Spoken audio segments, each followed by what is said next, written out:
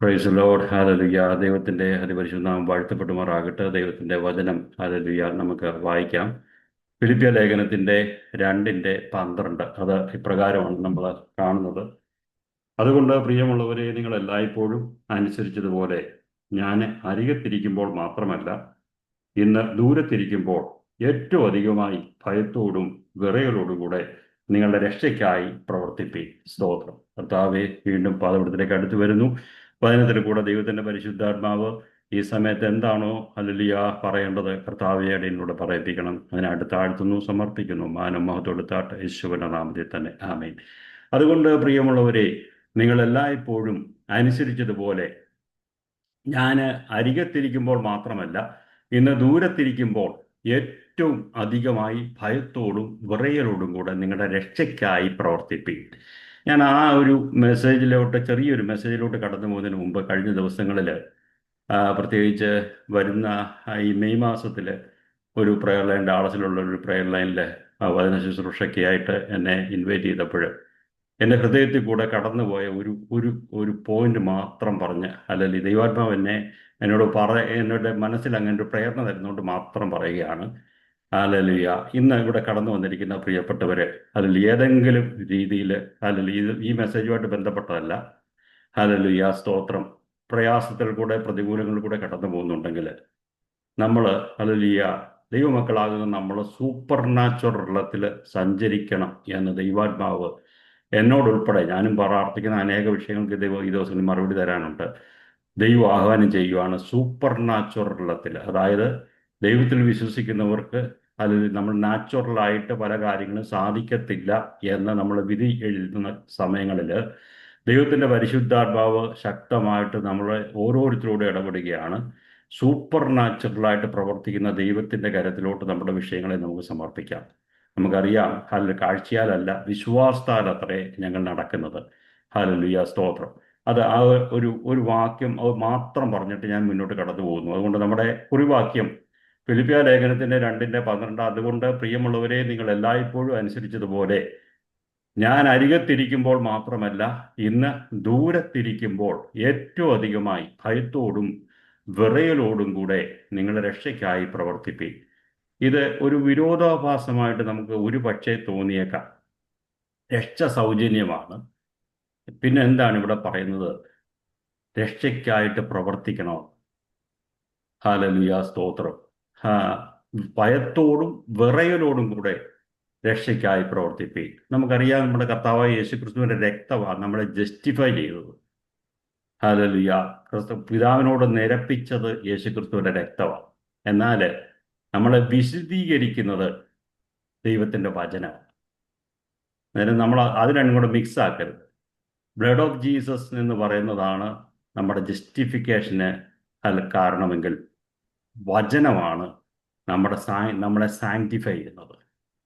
നമ്മൾ ഏത് സമയത്താണോ ജസ്റ്റിഫൈഡ് ആയത്, കർത്താവായ യേശു ക്രിസ്തുവിനെ നമുക്കറിയാം, റോമാലേഖനം 10:10, 9:10, നമ്മൾ അല്ലെ ഹൃദയം കൊണ്ട് വിശ്വസിച്ച് കൊണ്ട് ഏറ്റുപറഞ്ഞപ്പോൾ കർത്താവ് നമ്മുടെ രക്ഷകനായിട്ട് മാറി. നമ്മളിൽ ഹല്ലേലൂയ, നമ്മൾ ആ ജസ്റ്റിഫിക്കേഷൻ പ്രാപിച്ചു. അന്നേരം തുടങ്ങി നമ്മുടെ സാങ്ക്ടിഫിക്കേഷൻ അല്ലെങ്കിൽ ഹോളിനെസ്, വിശുദ്ധീകരണം അന്ന് തുടങ്ങിയിരിക്കുക. നമ്മുടെ ഉള്ളിൽ രക്ഷയുണ്ടെങ്കിൽ അത് പുറത്തോട്ട് വരുന്ന നേച്ചർ, ഹല്ലേലൂയ, ഔട്ട്വേർഡ് റിയാലിറ്റിയാണ് ഹല്ലേലൂയ ഈ സാങ്ക്ടിഫിക്കേഷൻ എന്ന് നമുക്ക് കാണാൻ സാധിക്കുന്നുണ്ട്. അതുകൊണ്ടാ പറയുന്നത്, ഇവിടെ പറയുകയാണ്, അപ്പോസ്തലനായിട്ട് പൗലോസ് പറയുകയാണ്, അതുകൊണ്ട് പ്രിയമുള്ളവരെ, നിങ്ങൾ എല്ലായ്പ്പോഴും അനുസരിച്ചതുപോലെ ഞാൻ അരികത്തിരിക്കുമ്പോൾ മാത്രമല്ല, ഇന്ന് ദൂരത്തിരിക്കുമ്പോൾ ഏറ്റവും അധികമായി ഭയത്തോടും വിറയലോടും കൂടെ നിങ്ങളുടെ രക്ഷയ്ക്കായി പ്രവർത്തിപ്പീൻ. ഇച്ഛിക്കുക എന്നും പ്രവർത്തിക്കുക എന്നതും നിങ്ങളിൽ ദൈവം അല്ലോ തിരുവുള്ള ഉണ്ടായിട്ട് പ്രവർത്തിക്കുന്നത്. അന്നേരം നമ്മൾ എന്തെങ്കിലുമൊക്കെ പ്രവർത്തിക്കണം എന്നുണ്ടെങ്കിൽ നമ്മുടെ ഹ്യൂമൻ വിസ്ഡത്തിൽ അത് ചെയ്താൽ ഒരുപക്ഷെ ഈ ലോകത്തിലുള്ള കാര്യങ്ങളിലൊക്കെ അതൊക്കെ പ്രയോജനപ്പെടും. എന്നാൽ ദൈവ വിഷയമായിട്ട് നമ്മൾ എന്തെങ്കിലും ചെയ്യുമ്പോൾ നമ്മൾ ഇച്ഛിക്കുക എന്നതും പ്രവർത്തിക്കുക എന്നതും നിങ്ങളിൽ ദൈവമല്ലോ തിരുവുള്ള ഉണ്ടായിട്ട് പ്രവർത്തിക്കുന്നു. അതുകൊണ്ടാണ് പറയുന്നത്, വക്രതയും കോട്ടവുമുള്ള തലമുറയുടെ നടുവിൽ നിന്ന് നടുവിൽ നിങ്ങൾ അനന്യരും പരമാർത്ഥികളും ദൈവത്തിന്റെ നിഷ്കളങ്ക മക്കളുമാകേണ്ടതിന് എല്ലാ പെറുവിറുപ്പും വാദവും കൂടാതെ ചെയ്യുവിൻ. അവരുടെ ഇടയിൽ നിങ്ങൾ ജീവന്റെ വചനം പ്രമാണിച്ചുകൊണ്ട് ലോകത്തിൽ ജ്യോതിസുകളെ പോലെ പ്രകാശിക്കുന്നു. അന്നേരം ഈ വചനം പ്രമാണിച്ചാലേ ഈ ലൈറ്റ് വരുത്തുള്ളൂ. എന്താ പറയുക, ജ്യോതിസുകളെ പോലെ പ്രകാശിക്കണമെന്നുണ്ടെങ്കിൽ എന്താ വേണം? ഈ വചനം നമ്മൾ പ്രമാണിക്കണം. അങ്ങനെ ആയാൽ എന്തോ പറ്റും? അങ്ങനെ ഞാൻ ഓടിയതോ അധ്വാനിച്ചതും വെറുതെ ആയില്ല എന്ന് ക്രിസ്തുവിൻ്റെ നാളിൽ എനിക്ക് പ്രശംസ ഉണ്ടാകും. നമ്മളല്ലാതെ എന്തൊക്കെ ഈ വചനാടിസ്ഥാനത്തിലല്ലാതെ എന്തെല്ലാം കാണിച്ചു കൂട്ടിയാലും ശരി, അത് വെറുതെ ആയി പോകും. എന്നാൽ വെറുതെ അല്ലാതാകണമെങ്കിൽ ഓടിയതും അധ്വാനിച്ചതും വെറുതെ ആയില്ല എന്ന് ക്രിസ്തുവിൻ്റെ നാളിൽ പ്രശംസ ലഭിക്കണമെങ്കിൽ വചനാടിസ്ഥാനത്തിൽ നമ്മുടെ ജീവിതം ഓരോ ദിവസവും നമ്മൾ നയിക്കുന്നവരായിട്ട് മാറണം. നമ്മൾ പാപങ്ങളെ ഏറ്റുപറഞ്ഞ് അങ്ങനെ ആമേൻ. പാപത്തിൽ നിന്ന് നമുക്ക് വിടുതൽ, പാപമോക്ഷം നമുക്ക് ലഭിച്ചു. നമ്മളെ പരിപൂർണമായിട്ട് ദൈവം ക്ലീനാക്കി. നമ്മുടെ പാപങ്ങളെ നമ്മൾ വല്ലപ്പോഴൊക്കെ ഓർത്താലും അതൊന്നും ഓർക്കാതെ കൊണ്ട് സമുദ്രത്തിന്റെ അടിത്തട്ടിലിട്ടിരിക്കുക, ദൈവം പോലും ഓർക്കുന്നില്ല. അങ്ങനെ ആ വർക്ക് കംപ്ലീറ്റ്. ആ വർക്ക് നമുക്ക് വേറെ എന്തെങ്കിലും കൂടെ ചെയ്തിട്ട് ഇമ്പ്രൂവ് ആക്കാൻ പറ്റത്തില്ല. നമ്മളത് ഏൺ ചെയ്യാൻ വേണ്ടി, രക്ഷിക്കപ്പെടാൻ വേണ്ടി നമ്മളൊന്നും പ്രവർത്തിച്ച് നമുക്ക് കിട്ടിയതല്ല. അത് രക്ഷ സൗജന്യം. എന്നാൽ രക്ഷയ്ക്കായിട്ട് പ്രവർത്തിക്കണമെന്നാണ് ഇവിടെ നമ്മൾ വായിച്ചത്. നമുക്കറിയാം, യോഹന്നാന്റെ സുവിശേഷത്തിൽ 13:3-10 വരെയുള്ള ആ കാര്യങ്ങൾ നമുക്കറിയാം. പെസഹാ പെരുന്നാളിന് മുമ്പ് കർത്താവായ യേശു ക്രിസ്തു ഈ ലോകം വിട്ട് പിതാവിൻ്റെ അടുക്കൽ പോകാനുള്ള നാഴിക വന്നപ്പോൾ യേശു തനിക്കുള്ളവരെ പോലെ സ്നേഹിച്ചതുപോലെ അവസാനത്തോളം അവരെ സ്നേഹിച്ചു. അന്നേരം അത്താഴമായപ്പോൾ പിശാച് ശീമോന്റെ മകനായ യൂദാ ഇസ്കരിയോത്താവിന്റെ ഹൃദയത്തിൽ അവനെ കാണിച്ചു കൊടുക്കാൻ തോന്നിച്ചിരുന്നു. പിതാവ് സകലവും തൻ്റെ കയ്യിൽ തന്നിരിക്കുന്നുവെന്ന്, ഞാൻ ദൈവത്തിന്റെ അടുക്കൽ നിന്ന് വന്ന് ദൈവത്തിന്റെ അടുക്കൽ പോകുന്നുവെന്ന് യേശു അറിഞ്ഞിരിക്കെ യേശു ക്രിസ്തു അന്നേരം അവിടെ ഒരു കാര്യം ചെയ്തു. ഇന്ന് പലപ്പോഴും നമ്മുടെ അല്ലെങ്കിൽ സഭാധ്യക്ഷന്മാരൊന്നും ചെയ്യുവാൻ ഒരുപക്ഷെ മുതിരാത്ത ഒരു കാര്യമാണ് ചെയ്തത്. അത്താഴത്തിൽ നിന്ന് എഴുന്നേറ്റിട്ട് വസ്ത്രം ഊരി വെച്ചിട്ട് ഒരു തുവർത്തെടുത്ത് അരയിൽ ചുറ്റിയിട്ട് ഒരു പാത്രത്തിൽ വെള്ളം പകർന്ന് ശിഷ്യന്മാരുടെ കാല് കഴുകുവാനും അരയിൽ ചുറ്റിയിരുന്ന തുണി കൊണ്ട് തുവർത്തുവാനും തുടങ്ങി. എന്നാൽ ദൈവം ഓരോ മോഡൽസ് നമുക്ക് കാണിച്ചു തന്നിട്ടുണ്ട്. കർത്താവായ യേശു ക്രിസ്തു മനുഷ്യനായിട്ട് ഈ ലോകത്തിൽ പല കാര്യങ്ങൾ കാണിച്ചിട്ടുണ്ട്. എങ്ങനെ മാതാപിതാക്കന്മാർക്ക് വിധേയപ്പെട്ടിരിക്കണമെന്നും സ്നാനം എന്ന കാര്യം നമുക്ക് കാണിച്ചു തന്നു. അങ്ങനെ ഓരോരോ മാതൃകകൾ നമുക്ക് കാണിച്ചു തന്നു. ഇവിടെ ഒരു മാതൃക തന്നിരിക്കുകയാണ്. നമ്മൾ സെർവൻ ലീഡർഷിപ്പ്, അല്ലെങ്കിൽ നിങ്ങൾക്ക് എല്ലാവർക്കും അറിയാവുന്ന, നിങ്ങൾ എന്നെക്കാട്ടിലും വചന പാണ്ഡിത്യമുള്ള പ്രിയപ്പെട്ടവരാ, ആ ഒരു കാര്യം ഇവിടെ കാണിച്ചു കൊടുക്കുകയാണ്. എങ്ങനെ ഇവരുടെ ശിഷ്യന്മാരുടെ കാല് കഴുകുന്നു, അരയിൽ ചുറ്റിയിരുന്ന തുണി കൊണ്ട് തുവർത്തുവാനും തുടങ്ങി. എന്നാൽ ശീമോൻ പത്രോസ് ഇവിടെ പറയുക, അടുക്കൽ വന്നപ്പോൾ അവനോട്, കർത്താവേ, നീ എൻ്റെ കാൽ കഴുകുന്നു എന്ന് പറഞ്ഞു. യേശു അവനോട്, ഞാൻ ചെയ്യുന്നത് നീ ഇപ്പോൾ അറിയുന്നില്ല, പിന്നെ അറിയും എന്നുത്തരം പറഞ്ഞു. നീ ഒരു നാളും എൻ്റെ കാല് കഴുകുകയില്ല എന്ന് പത്രോസ് പറഞ്ഞു. അന്നേരം യേശുക്രിസ്തു അവിടെ പറഞ്ഞിരിക്കുന്നത്, ഞാൻ പറഞ്ഞു വരുന്ന ആ ഒരു പോയിന്റ് എന്ന് പറയുന്നത്, നമ്മൾ ജസ്റ്റിഫൈഡ് ആയപ്പോൾ നമ്മുടെ പാപം കംപ്ലീറ്റ്ലി വാഷ്ഡ് ഓഫ്. എന്നാൽ നമ്മൾ രക്ഷയ്ക്കായിട്ട് പ്രവർത്തിക്കേണ്ടതിൻ്റെ കാരണം ഇവിടെ അതിന് സമാന്തരമായിട്ടൊരു കാര്യമാണ് കാണുന്നത്. ഞാൻ നിന്നെ കഴുകാഞ്ഞാൽ നിനക്ക് എന്നോടുകൂടെ പങ്കില്ല. നമ്മുടെ ജീവിതത്തിൽ ഓരോ ദിവസവും നമ്മൾ ഈ വചനം വായിച്ച് വചനക്കണ്ണാടിയിൽ നമ്മൾ നോക്കി മുന്നേറുന്നവരായി തീരണം എന്ന് നമുക്ക് കാണാൻ സാധിക്കുന്നുണ്ട്. അപ്പോൾ ശീമോൻ പത്രോസ്, കർത്താവേ, എൻ്റെ കാല് മാത്രമല്ല കൈയും തലയും കൂടെ കഴുകണമേ എന്ന് പറഞ്ഞു. അന്നേരം യേശു അവനോട്, കുളിച്ചിരിക്കുന്നവന് കാലല്ലാതെ, കർത്താവ് നമ്മളെ കംപ്ലീറ്റ്ലി വാഷ്ഡ് ആണ് നമ്മൾ എന്നാൽ ഓരോ ദിവസവും നമ്മളിൽ ഒരു കർത്താവിൻ്റെ ആ മനോഭാവത്തിലേക്ക് വരണമെന്നുണ്ടെങ്കിൽ ഈ വചനം നമ്മളെ വിശദീകരണത്തിലേക്ക് നയിക്കും. പരിശുദ്ധാത്മാവ് നമ്മളെ അത് ഓരോന്നോരോന്ന് നമുക്ക് കാണിച്ചു തരും എന്ന് നമുക്ക് കാണാൻ സാധിക്കുന്നുണ്ട്. വീണ്ടും നമ്മൾ മുന്നോട്ട് പോകുമ്പോൾ നമുക്ക് കാണാൻ സാധിക്കും, ഇത് വചനം എന്തിനു വേണ്ടിയാണ്. 1 പത്രോസ് 1:14-16 വരെ വായിക്കുമ്പോൾ, നമ്മുടെ അജ്ഞാന കാലത്തുണ്ടായിരുന്ന മോഹങ്ങളെ മാതൃകയാക്കാതെ വിളിച്ച ദൈവത്തിൻ്റെ വിശുദ്ധിക്കൊത്തവണ്ണം അനുസരണമുള്ള മക്കളായിട്ട് നടക്കാൻ വേണ്ടി ആണ് ഈ വചനം നമുക്ക് തന്നിരിക്കുന്നത്. ഞാൻ വിശുദ്ധനാകിയാൽ നിങ്ങളും വിശുദ്ധരായിരിക്കും. എന്തിനാ? ഇവിടെയും ഭയം പറയുന്നുണ്ട്. മുഖപക്ഷം കൂടാതെ ഓരോരുത്തരുടെ പ്രവൃത്തിക്ക് തക്കവണ്ണം ന്യായം വിധിക്കുന്നവനെ നിങ്ങൾ പിതാവെന്ന് വിളിക്കുന്നുവെങ്കിൽ നിങ്ങളുടെ പ്രവാസകാലം ഭയത്തോടെ കഴിപ്പീൻ. ദൈവഭയം എന്ന് പറയുന്നത് വളരെ ഇമ്പോർട്ടൻ്റ് ആണ്. നമുക്കറിയാം, ദൈവസഭകളിൽ നിന്ന് ദൈവഭയം ഇല്ലാതാകുന്നതാണോ ഇന്ന് പരിശുദ്ധാത്മാവിൻ്റെ പ്രസൻസ് സഭയിൽ ഇല്ലാതാകാൻ കാരണമെന്ന് പലപ്പോഴും ഞാൻ ചിന്തിക്കാറുണ്ട്. നമ്മളിപ്പോൾ ദൈവത്തെ നമ്മുടെ ഫ്രണ്ടാ, ശരിയാ, ഓഫ് കോഴ്സ് കർത്താവ് നമ്മുടെ സ്നേഹിതനൊക്കെ ആകും. പക്ഷേ ദൈവത്തെ ഭയപ്പെടണമെന്ന് ദൈവവചനം നമ്മൾ പറയുകയാണ്. ദൈവസേനയിൽ കടന്നു വരുമ്പോൾ ഭയത്തോടെ ഭക്തിയോടെ നമ്മൾ കടന്നു വരണം എന്ന് നമ്മളെ കാണിച്ചു തരുന്നുണ്ട്. ഓരോ വചനത്തിനും നമുക്ക് കാണിച്ചു തരുന്നുണ്ട്. എന്തിനാ ഈ വചനം തന്നിരിക്കുന്നത്? ഇത് നമുക്കറിയാം. ഒന്ന് യോഹന്നാന്റെ സുവിശേഷം 2:4 എൻ്റെ കുഞ്ഞുങ്ങളെ നിങ്ങൾ പാപം ചെയ്യാതിരിപ്പാൻ ഞാൻ നിങ്ങൾക്ക് എഴുതുന്നു. ഒരുത്തൻ പാപം ചെയ്തുവെങ്കിലോ നീതിമാനായ യേശുക്രിസ്തു എന്ന കാര്യസ്ഥൻ നമുക്ക് പിതാവിൻ്റെ അടുക്കലുണ്ട്. അവൻ നമ്മുടെ പാപങ്ങൾക്ക് പ്രായശ്ചിത്തമാകുന്നു. നമ്മുടേതിന് മാത്രമല്ല, സർവ്വ ലോകത്തിൻ്റെയും പാപത്തിനും തന്നെ. അവൻ്റെ കൽപ്പനകളെ പ്രമാണിക്കുന്നുവെങ്കിൽ നാം അവനെ അറിഞ്ഞിരിക്കുന്നുവെന്ന് അതിനറിയാം. യേശുക്രിസ്തുവിനെ അറിയുന്നുവെന്ന് ഒരാൾ പറയുന്നുവെങ്കിൽ അത് വെറുതെ എന്തുവാണ്?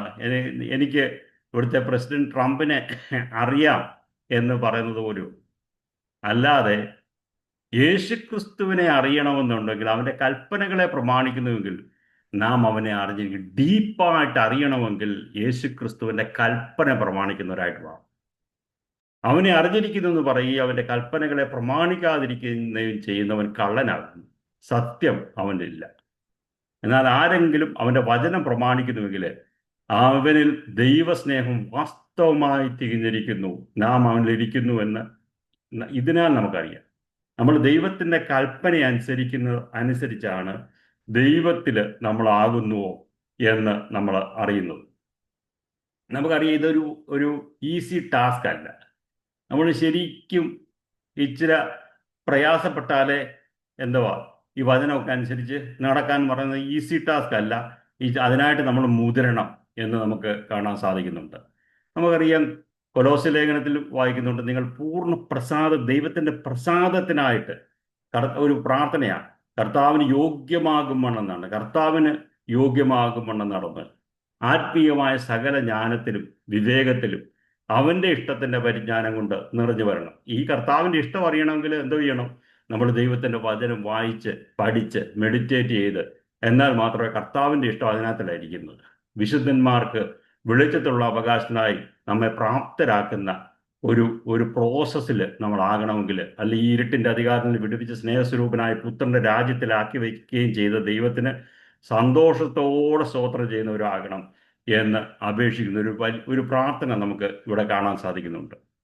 കൽപ്പന പ്രമാണിക്കണം. കൽപ്പന പ്രമാണിക്കുന്നവനെ മാത്രമേ ദൈവം വെളിപ്പെടുത്തി കൊടുക്കത്തുള്ളൂ. അല്ലെങ്കിൽ ദൈവത്തെ അറിയാം, ഞാൻ മുമ്പേ പറഞ്ഞ പോലെ എനിക്ക് ഇന്നാളെ അറിയാം എന്ന് പറയുന്ന പോലെ ഉള്ളൂ. എന്നാൽ പൂർണ്ണമായ ഒരു വെളിപ്പാട് നമുക്ക് ലഭിക്കണമെങ്കിൽ കർത്താവിൻ്റെ കൽപ്പന നമ്മൾ അനുസരിക്കുന്നവരായി തീരണം എന്ന് നമുക്ക് കാണാൻ സാധിക്കും. ഒരു വാക്യം നമുക്കറിയാം, യോഹന്നാന്റെ സുവിശേഷത്തിലെ 14:21 എൻ്റെ കൽപ്പനകൾ ലഭിച്ച് പ്രമാണിക്കുന്നവൻ എന്നെ സ്നേഹിക്കുന്നവനാകുന്നു. എന്നെ സ്നേഹിക്കുന്നവനെ എൻ്റെ പിതാവ് സ്നേഹിക്കുന്നു, ഞാനും അവനെ സ്നേഹിച്ച് എന്നെ തന്നെ വെളിപ്പെടുത്തും. എന്നാൽ ഈ കൽപ്പന സ്നേഹിക്കുന്നവരെ എന്തോ ചെയ്യും? എന്നെ സ്നേഹിക്കുന്നവരെ എൻ്റെ പിതാവ് സ്നേഹിക്കും. എൻ്റെ കൽപ്പനകൾ ലഭിച്ച് പ്രമാണിക്കുന്നവൻ എന്നെ സ്നേഹിക്കുന്നവനാകുന്നു. എന്നെ സ്നേഹിക്കുന്നവൻ എൻ്റെ പിതാവ് സ്നേഹിക്കുന്നു, ഞാനും അവനെ സ്നേഹിച്ച് അവന് എന്നെ തന്നെ വെളിപ്പെടുത്തും. Show, reveal, manifested presence of God ഒക്കെ നമ്മൾ അനുഭവിക്കണമെന്നുണ്ടെങ്കിൽ എന്തെങ്കിലും നമ്മൾ ദൈവത്തെ അറിയാമെന്ന് പറഞ്ഞ് നടന്നിട്ട് കാര്യമില്ല. നമ്മൾ വളരെ കർശനമായിട്ട് കർത്താവിൻ്റെ കൽപ്പനകൾ അനുസരിപ്പാൻ തക്കവണ്ണം നമ്മളൊരു തീരുമാനമെടുത്ത് മുന്നോട്ട് കടന്നു പോകുമ്പോൾ മാത്രമേ ഈ ദൈവത്തിൻ്റെ ആ വെളിപ്പെടുത്തലുകൾ നമുക്ക് അറിയാൻ സാധിക്കത്തുള്ളൂ എന്ന് നമുക്ക് കാണാൻ സാധിക്കുന്നുണ്ട്. നമുക്ക് പല പല കാര്യങ്ങൾ ദൈവഭക്തിയെക്കുറിച്ച്, ദൈവഭയത്തെക്കുറിച്ച് നമുക്ക് കാണാൻ സാധിക്കുന്നുണ്ട്. നമുക്കറിയാം, നമ്മൾ ഈ ശരീരത്തിൽ ഇരിക്കുമ്പോൾ ചെയ്തത് എന്താണെങ്കിലും, നല്ലതാണെങ്കിലും തീയതാണെങ്കിലും, അതിന് തക്കവണ്ണം പ്രാപിക്കേണ്ടതിന് നാം എല്ലാവരും ക്രിസ്തുവിൻ്റെ ന്യായാസനത്തിന് മുമ്പാകെ വെളിപ്പെടേണ്ടതാണ്. ഇത് വെള്ളസിംഹാസന ന്യായവിധിയല്ല. അത് ഇവിടെ പറയുന്നത് ക്രിസ്തുവിൻ്റെ സഭയോടാണ് പറയുന്നത്.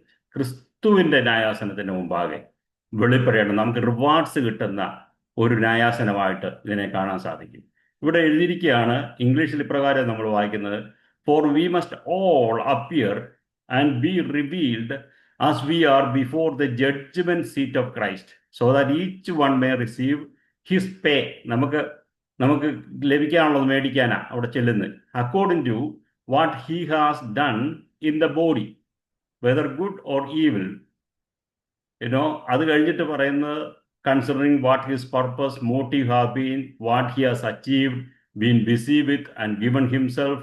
നമ്മൾ എന്തൊക്കെയാ നമ്മുടെ റിസോഴ്സസ് എങ്ങനെയാണ് യൂസ് ചെയ്ത്, നമ്മുടെ ടൈം എങ്ങനെയാണ് യൂസ് ചെയ്തത്, നമുക്ക് ദൈവം തന്നിരിക്കുന്ന ഓരോന്നും എങ്ങനെയാണ് യൂസ് ചെയ്തത്, ഇതിൻ്റെയൊക്കെ ഒരു കാര്യം എടുത്ത് കണക്കെടുക്കുന്ന ഒരു പരിപാടിയാണ് ഇതെന്ന് നമുക്ക് കാണാൻ സാധിക്കും. അങ്ങനെ ന്യായാസനത്തിന് മുമ്പാകെ വെളിപ്പെടേണ്ടതാകും. നമ്മളാകുന്നത് പോലെ റിവീൽഡ് ആസ് വി ആർ. എന്തുവാ റിവീൽഡ് ആസ് വി ആർ? ആക്ച്വലായിട്ട് നമ്മൾ ഏത് വ്യക്തിയാണെന്നുള്ളത്.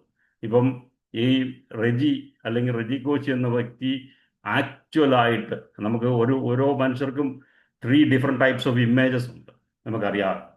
ഒന്ന്, മറ്റുള്ളവർ നിങ്ങളിപ്പോൾ എങ്ങനെയാണ് കാണുന്നത്, ആ ഒരു രീതിയുണ്ട്. പിന്നെ നിങ്ങളുടെ മുമ്പിൽ ഞാൻ എങ്ങനെ ആകണമെന്ന് വിചാരിച്ച് ഞാൻ നടിക്കുന്ന ഒരു രീതിയുണ്ട്. അല്ലെങ്കിൽ മൂന്നാമതൊരു കാര്യമുണ്ട്, ശരിക്കും റിയലായിട്ടുള്ള റെജി. പെർസീവ്ഡ്, മറ്റുള്ളവരെങ്ങനെയാണ് നമ്മളെ കാണുന്നത്, ആ രീതിയിൽ നമ്മൾ നടിക്കുന്നത്. അത് പ്രൊജക്റ്റഡ്. മറ്റുള്ളവർ ശരിയായിട്ട് എങ്ങനെയാണ് നമ്മളെ കാണുന്നത്, നമുക്കറിയാം ഇന്ന ആൾ എന്തോ ആണ്, എന്നാൽ റിയൽ ആയിട്ട് അങ്ങനെ 3 ഇമേജസ് നമുക്ക് ഓരോരുത്തർക്കും ഉള്ളതായിട്ട് നമുക്ക് കാണാൻ സാധിക്കുന്നുണ്ട്. യേശുക്രിസ്തു ഈ ലോകത്തിലായിരുന്നപ്പോഴും നമുക്കറിയാം, യോഹന്നാൻ്റെ സുവിശേഷത്തിലോട്ട് കടന്നു പോകുമ്പോൾ, ഈ 7-ാം അധ്യായത്തിലോട്ട് വരുമ്പോൾ, യേശു ഗലീലയിൽ സഞ്ചരിച്ച് യഹൂദന്മാർ അവനെ കൊല്ലുവാൻ അന്വേഷിച്ചുകൊണ്ട് യഹൂദിയിൽ സഞ്ചരിപ്പാൻ അവന് മനസ്സിലായിരുന്നു. ആ കൂടാരപ്പെരുന്നാൾ അടുത്തു വന്നു. അന്നേരം യേശുവിൻ്റെ സഹോദരന്മാർ അവനോട്, നീ ചെയ്യുന്ന പ്രവർത്തികളെ നിന്റെ ശിഷ്യന്മാരും കാണേണ്ടതിന്, അന്നേരം മറ്റുള്ളവരെ കാണിക്കാൻ വേണ്ടി, അന്നേരം പ്രൊജക്റ്റ് ചെയ്യാൻ വേണ്ടി നീ ഇവിടം വിട്ട് യഹൂദയിലേക്ക് പോകാം. പ്രസിദ്ധനാകുവാൻ ആഗ്രഹിക്കുന്നവൻ ആരും രഹസ്യത്തിൽ ഒന്നും ചെയ്യുന്നില്ലല്ലോ. ഇത് ചെയ്യുന്നുവെങ്കിൽ ലോകത്തിന് നിന്നെ തന്നെ വെളിപ്പെടുത്തുക എന്ന് പറഞ്ഞു. അന്നേരം യേശുക്രിസ്തു പറയുന്നുണ്ട്, യേശുക്രിസ്തുവിന് ഇങ്ങനെ പ്രൊജക്റ്റഡ് ഇമേജ് ഒന്നും വേണ്ട, തൻ്റെ റിയൽ ഇമേജ് മതി. അന്നേരം ഇവർ ഈ സഹോദരന്മാരൊന്നും ആ സമയത്ത് വിശ്വസിക്കാത്തവരാ. യേശു അവരോടെന്തോ പറഞ്ഞത്, എൻ്റെ സമയം ഇതുവരെ വന്നിട്ടില്ല, നിങ്ങൾക്കോ എല്ലായ്പ്പോഴും സമയം തന്നെ. അങ്ങനെ പറഞ്ഞ് യേശുക്രിസ്തു അവിടുന്ന് മാറുന്നു. എന്നാൽ യേശുക്രിസ്തുവിന് ഒറ്റ ഒരു ഇമേജ് ഉള്ളൂ, റിയൽ ഇമേജ് മാത്രമേ ഉള്ളൂ. അതുകൊണ്ടാണ് പറയുന്നത്, ഇവൻ എൻ്റെ പ്രിയപുത്രൻ, ഇവൻ ഞാൻ പ്രസാദിച്ചിരിക്കുന്നു. ആ ഇമേജാണ് യേശുക്രിസ്തുവിനുള്ളത്. അത് യേശുക്രിസ്തു അദർശനായ ദൈവത്തിൻ്റെ പ്രതിമയാണ്, സർവ്വസൃഷ്ടിക്കും ആദിജാതനാണ്. ഇങ്ങനെ ഈ 3 ഇമേജിൻ്റെ കാര്യമില്ല, റിയലായിട്ടുള്ള ആക്ച്വൽ ഇമേജ് മാത്രം യേശുക്രിസ്തുവിന് മതി. നമുക്കറിയാം, അപ്പോസ്തല പ്രവൃത്തിയിലോട്ട് നമ്മൾ കടന്നു പോകുമ്പോൾ, ആ 4-ന്റെ അവസാന വാക്യത്തിലോട്ട് വരുമ്പോൾ അവിടെ ഒരു കാര്യം കാണുന്നുണ്ട്. അവിടെ ഇപ്രകാരം നമ്മൾ വായിക്കുന്നത്, പ്രബോധനപുത്രൻ എന്നർത്ഥമുള്ള ബർണബാസ് എന്ന് അപ്പോസ്റ്റലന്മാർ മറുപേർ വിളിച്ച കുപ്രദ്വീപുകാരനായ യോസഫ്. നമുക്കറിയാം, അപ്പോസ്തല പ്രവർത്തികളിൽ ഭയങ്കര പരിശുദ്ധാത്മാവിൻ്റെ പ്രവർത്തികളൊക്കെ നടന്നു വന്നപ്പോൾ ആൾക്കാരൊക്കെ സ്ഥലമൊക്കെ വിറ്റ് ഇവരുടെ അപ്പോസ്തലന്മാരുടെ കാൽക്കൽ വെക്കുന്നു. ഇവിടെ ബർണബാസ് എന്ന അപ്പോസ്തലന്മാരെ മറുപേർ വിളിച്ച കുപ്രദ്വീപനായ യോസഫ് ലേവ്യൻ തനിക്കുണ്ടായിരുന്ന നിലം വിറ്റ് പണം കൊണ്ടുവന്ന് അപ്പോസ്തലന്മാരുടെ കാൽക്കൽ വെച്ചു. അന്നേരം ഞാൻ വിചാരിക്കുന്നത്, ഈ കാൽക്കളൊക്കെ വെച്ച് കഴിഞ്ഞപ്പോൾ ഇതൊന്നും ഓർത്തോണ്ടല്ല ബർണബാസ് ഇത് ചെയ്തതെങ്കിലും, ബർണബാസിന് ആ സഭയിൽ എന്തൊക്കെയോ ഒരു ഇമേജസ് ഉണ്ടായി. അത് നോക്കിയിരുന്ന വേറൊരാളുണ്ടായിരുന്നു. ആ 5-ാം അധ്യായം തൊട്ട് അടുത്ത അധ്യായത്തിൽ നമ്മൾ കാണാം, അനന്യാസ് എന്ന പേരുള്ള ഒരു പുരുഷൻ തൻ്റെ ഭാര്യയായ സഫീരയോട് കൂടെ നിലം വിറ്റിട്ട് ഭാര്യയുടെ അറിവോടെ ഈ വിലയിൽ കുറെ എടുത്തു വെച്ച് ഒരംശം കൊണ്ടുവന്ന് ദൈവത്തിൻ്റെ അപ്പോസ്തലന്മാരുടെ കാൽക്കൽ വെച്ചു. അതിന് ഇവിടെ അവരുടെ ഹൃദയത്തിലെ വിചാരങ്ങളാണ്, ഇന്നയാൾ ഇന്നത് ചെയ്തു, എനിക്കും ഒരു ഇമേജ് ഉണ്ടാകണമെന്ന് പറഞ്ഞുകൊണ്ട് ചെയ്യുകയാണെങ്കിൽ ദൈവം അതിലൊരിക്കലും പ്രസാദിക്കുന്നില്ല എന്ന് നമുക്ക് ആ 5-ാം അധ്യായത്തിലെ അനന്തര സംഭവങ്ങൾ നോക്കിയാൽ കാണാൻ സാധിക്കുന്നുണ്ട്. അന്നേരം നമുക്ക് റിയലായിട്ടൊരു ഇമേജ് ഉണ്ട്. നമ്മൾ മറ്റുള്ളവർ നമ്മളെക്കുറിച്ച് എന്താണോ കാണുന്നത് ഒരു ഇമേജ് ഉണ്ട്. അവരുടെ മുമ്പിൽ നമ്മൾ എന്താകാനാണോ നടിക്കുന്നത് അത് അങ്ങനെ ഒരു ഇമേജ് ഉണ്ട്. എന്നാൽ ദൈവവചനത്തോട് അനുഭവപ്പെട്ടിട്ട് നമ്മൾ ജീവിക്കുവാണെങ്കിൽ ഒറ്റൊരു ഇമേജേ നമുക്ക് ഉണ്ടാകത്തുള്ളൂ. അത് മോർ അലൈൻഡ് ആയിരിക്കും. നമ്മൾ കർത്താവിൻ്റെ ഈ ഈ ക്രിസ്തുവിൻ്റെ ന്യായാസനത്തിൽ ചെല്ലുമ്പോൾ ആ ഒറ്റ ഒരു ഇമേജിൽ നമുക്ക് സർപ്രൈസ് ഉണ്ടാകാൻ സാധ്യതയില്ലാതെ വരും. ദൈവവചനത്തിൽ മാത്രം നമ്മൾ അതിൽ അടിയുറച്ച് മുന്നോട്ട് കടന്നു പോവുകയാണെങ്കിൽ. നമുക്കറിയാം, ഇന്ന് ദൈവവേലയിൽ ഒത്തിരി പേര് പല രീതിയിൽ ദൈവവേല ചെയ്യുന്നവരുണ്ട്. എന്നാൽ ഈ പണിയൊക്കെ നമ്മൾ നോക്കണം. ഈ നമുക്കറിയാം, അപ്പോസ്തലനായ പൗലോസ് പറയുന്നുണ്ട്, ഞാൻ നട്ടു, അപ്പൊല്ലോസ് നനച്ചു, ദൈവം അത്രേ വളരുമാറാക്കിയത്, ആകയാൽ വളരുമാറാക്കുന്ന ദൈവമല്ലാതെ നടന്നവനും നനയ്ക്കുന്നവനും ഏതുമില്ല. നടുന്നവനും നനയ്ക്കുന്നവനും ഒരുപോലെ ഓരോരുത്തൻ താൻ്റെ അധ്വാനത്തിന് ഒത്തവണ്ണം കൂലി കിട്ടും. ഞങ്ങൾ ദൈവത്തിൻ്റെ കൂട്ടുവേലക്കാർ, നിങ്ങൾ ദൈവത്തിൻ്റെ കൃഷി, ദൈവത്തിൻ്റെ ഗ്രഹനിർമ്മാണം. എനിക്ക് ലഭിച്ച ദൈവകൃപയ്ക്ക് ഒത്തവണ്ണം ഞാൻ ജ്ഞാനമുള്ളൊരു പ്രധാന ശില്പിയായി അടിസ്ഥാനമിട്ടിരിക്കുന്നു. മറ്റൊരുത്തൻ മീതെ പണിയുന്നു. താൻ എങ്ങനെ പണിയുന്നു എന്ന് ഓരോരുത്തരും നോക്കിക്കൊള്ളട്ടെ. യേശു ക്രിസ്തു എന്നിട്ടിരിക്കുന്ന അടിസ്ഥാനത്തിൽ അല്ലാതെ മറ്റൊന്നും ഇടുവാൻ ആർക്കും കഴിയുകയില്ല. ആ അടിസ്ഥാനത്തിൽ നമുക്ക് പല പണികൾ ചെയ്യാൻ പറ്റും. ഒന്നുകിൽ പൊന്ന്, വെള്ളി, വിലയേറിയ കല്ല്, മരം, അല്ലെങ്കിൽ വേറൊരു ടൈപ്പ് ഉണ്ട്, മരം, പുല്ല്, വൈക്കോല് എന്നിവ പണിയുന്നെങ്കിൽ അവനവൻ്റെ പ്രവൃത്തി വെളിപ്പെട്ട് വരും. എന്നിട്ട് നമ്മൾ ഈ പണിയുന്നത്, ഈ ഇമേജിൻ്റെ കാര്യം ഓർത്തോണം.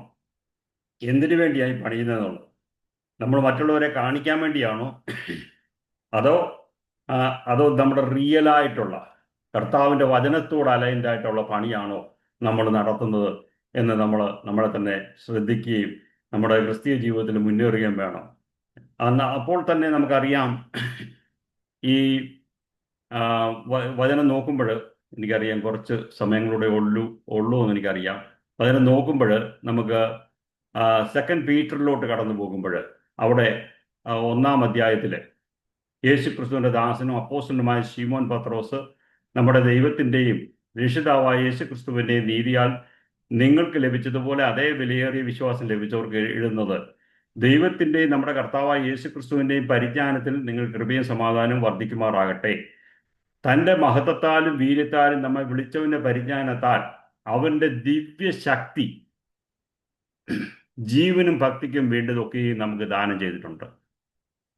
ഈ ദൈവത്തിൻ്റെ ശക്തി ജീവനും ഭക്തിക്കും വേണ്ടതൊക്കെയും നമുക്ക് ദാനം ചെയ്തിട്ടുണ്ട്. അവയാൽ, ഈ ദിവ്യശക്തിയാൽ അവൻ നമുക്ക് വിലയേറിയതും അതിമഹത്വമായ വാഗ്ദത്തങ്ങൾ നൽകിയിരിക്കുന്നു. ഇവയാൽ നിങ്ങൾ ലോകത്തിൻ മോഹത്താലുള്ള നാശം വിട്ടൊഴിഞ്ഞിട്ട് ദിവ്യ സ്വഭാവത്തിന് കൂട്ടാളികളായി തീരുവാനിട വരുന്നു. അന്നേരം ഈ ദൈവത്തിൻ്റെ ശക്തി നമ്മൾ ആർജിച്ചെടുക്കണമെങ്കിൽ, ദൈവവചനത്തിൽ കൂടെ, പരിശുദ്ധാത്മാവിൻ്റെ സഹിതത്തിൽ കൂടെ നമ്മൾ ആർജിച്ചെടുക്കുന്നുവെങ്കിൽ, ഇവയാൽ നമുക്ക് വിലയേറിയതും അതിമഹത്വമായ വാഗ്ദത്തങ്ങൾ നൽകിയിരിക്കുന്നു. ഇവയാൽ നിങ്ങൾ ലോകത്തിൻ മോഹത്താലുള്ള നാശം വിട്ടൊഴിഞ്ഞിട്ട് ദിവ്യ സ്വഭാവത്തിന് കൂട്ടാളികളായി തീരുവാൻ ഇടവരും. എന്നിട്ട് അവിടെ ഒരു പിരമിഡ് പറഞ്ഞിട്ടുണ്ട്. അത് നിമിത്തം തന്നെ നിങ്ങൾ സകല ഉത്സവം കഴിച്ച് നിങ്ങളുടെ വിശ്വാസം, താഴെ വിശ്വാസം, വിശ്വാസത്തോടെ വീര്യം, വീര്യത്തോടെ പരിജ്ഞാനം, പരിജ്ഞാനത്തോടെ ഇന്ദ്രിയജയം, ഇന്ദ്രിയജയത്തോടെ സ്ഥിരത, സ്ഥിരതയോടെ ഭക്തി, ഭക്തിയോടെ സഹോദരപ്രീതി, സഹോദരപ്രീതിയോടെ സ്നേഹം, ഒരു പിരമിഡായിട്ട് ഇവ നിങ്ങൾക്കുണ്ടായി വർദ്ധിക്കുന്നുവെങ്കിൽ നിങ്ങൾ നമ്മുടെ കർത്താവായ യേശു ക്രിസ്തുവിനെ പരിജ്ഞാനം സംബന്ധിച്ച് ഉത്സാഹമില്ലാത്തവരും നിഷ്ഫലന്മാരും ആയിരിക്കുകയില്ല എന്ന് നമുക്കിവിടെ കാണാൻ സാധിക്കണം. ഇതെല്ലാത്തിനും ആധാരമായിട്ടുള്ളത് ദൈവത്തിൻ്റെ വചനവും ദൈവത്തിനോടുള്ള ഭയവും ഭക്തിയും നിമിത്തം മാത്രമേ നമുക്ക് ദൈവവചനത്തിൽ ഉറയ്ക്കുവാൻ സാധിക്കത്തുള്ളൂ. ഒരു ലേഖൻ ഇപ്രകാരം എഴുതിയിട്ടുണ്ട്: the fear of the Lord motivates us to will. എന്നുവെച്ചാൽ നമുക്ക് ഈ ശരിക്കും എന്തെങ്കിലും കർത്താവിന് വേണ്ടി പ്രവർത്തിക്കണമെന്നുണ്ടെങ്കിൽ ദൈവഭയത്തിൽ നിന്ന് അത് ഉളവാകും. ദൈവത്തോടുള്ള സ്നേഹം ഉണ്ടാകും. Give us desire and the grace of our Lord Jesus. ഇതെല്ലാം ദൈവകൃപയില്ലാതെ നമുക്കൊന്നും ചെയ്യാൻ പറ്റത്തില്ല. അതാണ് നമ്മളെ എനേബിൾ ചെയ്യുന്നത്. എന്നാൽ ഈ പറയുന്ന എംപവർമെന്റ് ഒരു സാധാരണക്കാരൻ്റെ ജീവിതത്തിൽ ഒരു പ്രയോറിറ്റി അല്ല. ദൈവഭക്തി ഉള്ളവന് മാത്രമേ ഈ എംപവർമെന്റ് വേണമെന്നും ഇത് ചെയ്യണമെന്നും ഒക്കെ ആഗ്രഹം വരുത്തുള്ളൂ. The empowerment will not be a priority and thus will not be a utilized. അന്നേരം നമുക്ക് ഈ ദൈവഭക്തി ഉണ്ടെങ്കിൽ എന്തോ ചെയ്യും, ഈ ദൈവത്തിൻ്റെ കൃപ നമുക്ക് കിട്ടും. അന്നേരം ഈ ഹോളി ഫിയർ ആണ് വളരെ ക്രിട്ടിക്കലായിട്ടുള്ള കാര്യം. ഇന്ന് ദൈവസഭകളിൽ ഇല്ലാത്ത കാര്യം. അത് വീണ്ടും ഈ ദിവസങ്ങളിൽ ദൈവസഭകളിലോട്ട് വരികയാണെങ്കിൽ പണ്ടത്തെ പോലൊരു നല്ല അനുഭവങ്ങൾ ദൈവസഭകളിൽ ഉണ്ടാകാൻ സാധിക്കും. കാഷ്വൽ മെൻറ്റാലിറ്റിയിൽ നമ്മൾ ദൈവത്തെ ആരാധിച്ചാൽ അത് അതിൽ സാധ്യമാകത്തില്ല. എന്നാൽ ഈ ദിവസങ്ങളിൽ ദൈവഭക്തിയോട് നമ്മൾ മുന്നേറണമെങ്കിൽ ദൈവം നമ്മളെ നിശ്ചയമായിട്ടും കടാക്ഷിക്കും. ദൈവം ഹല്ലേലൂയ ദൈവിക സാന്നിധ്യം നമുക്കറിയാമല്ലോ, മാനിഫെസ്റ്റഡ് പ്രസൻസ് ഓഫ് ഗോഡ് നമുക്ക് ജീവിതത്തിൽ അനുഭവിപ്പാൻ തക്കണം സാധിക്കും. അതിനായിട്ട് നമുക്ക് കാത്തിരിക്കാം. വീണ്ടും ഹല്ലേലൂയ. പ്രിയമുള്ളവരെ, നിങ്ങൾ എല്ലായ്പ്പോഴും അനുസരിച്ചതുപോലെ ഞാൻ അരികത്തിരിക്കുമ്പോൾ മാത്രമല്ല, ഇന്ന് ദൂരത്തിരിക്കുമ്പോൾ ഏറ്റവും അധികമായി ഭയത്തോടും വിറയലോടും കൂടെ നിങ്ങളുടെ രക്ഷയ്ക്കായി പ്രവർത്തിപ്പിൻ. ഹല്ലേലൂയ. ഈ വചന ധ്യാനം നിങ്ങളുടെ ജീവിതത്തിൽ അനുഗ്രഹമായി തീർന്നെന്ന് ഞാൻ വിശ്വസിക്കുന്നു. എനിക്കറിയാം, എൻ്റെ കേൾവിയായിട്ടിരിക്കുന്ന ദൈവദാസന്മാരാണ്, ദൈവദാസിമാരാണ്. നിങ്ങളൊക്കെ വചനം നല്ല രീതിയിൽ ശുശ്രൂഷിക്കുന്നവരാ. എന്നാൽ ഈ എളിയവൻ നിങ്ങളുടെ മുമ്പിൽ ഇങ്ങനെ ശുശ്രൂഷിപ്പാൻ തക്കണം ഈ അവസരം ലഭിച്ച ഓർത്ത് ഞാൻ ദൈവത്തെ സ്തുതിക്കുന്നു. നിങ്ങളുടെ ജീവിതത്തിൽ പ്രയോജനമായി തീർന്നു എന്ന് ഞാൻ വിശ്വസിക്കുകയാണ്. ദൈവം നമ്മളെ അനുഗ്രഹിക്കട്ടെ.